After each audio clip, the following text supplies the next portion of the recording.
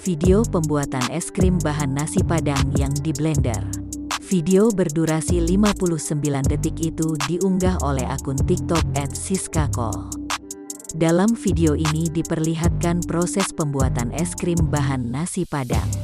Bahan berupa nasi, rendang, sayur singkong, perkedel, bumbu gulai, sambal, dan air panas dimasukkan dalam blender dan di-blender. Bubur hasil blenderan tersebut kemudian dicampur dengan bubuk es krim, dan dijadikan es krim dengan topping daging rendang dan sayur singkong. Video ini pun mendapatkan beragam tanggapan dari netizen.